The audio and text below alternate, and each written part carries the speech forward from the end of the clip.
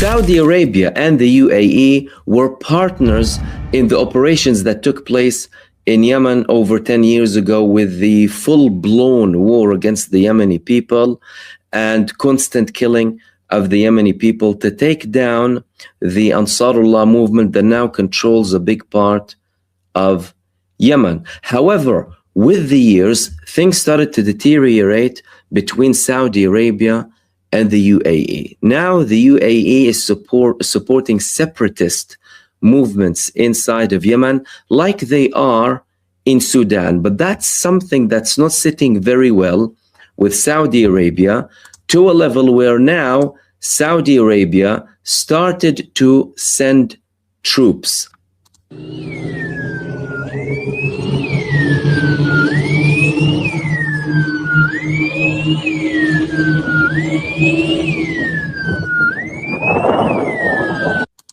So this was published on social media about Saudi forces going into Yemen. And why are they going into Yemen? They are going into Yemen to try and take down the efforts of advancement of the UAE-backed forces. Now we have a direct conflict, not jointly between both Saudi Arabia and the UAE against Ansarullah in Yemen, but between Saudi Arabia and the UAE in Yemen. Saudi Arabia also had a deal previously with Iran that included Ansarullah. It was brokered by China back in 2023. And that agreement led to a slight de-escalation, more understanding. An agreement between Saudi Arabia and Iran usually means more de-escalation between Saudi-backed groups and Iranian-backed groups.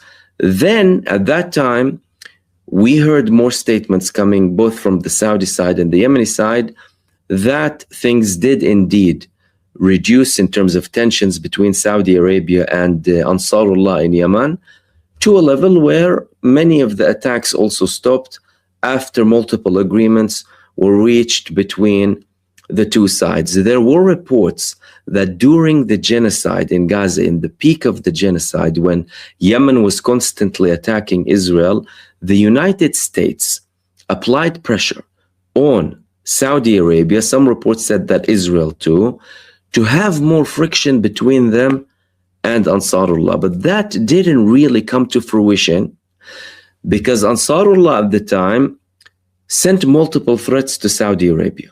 They told them,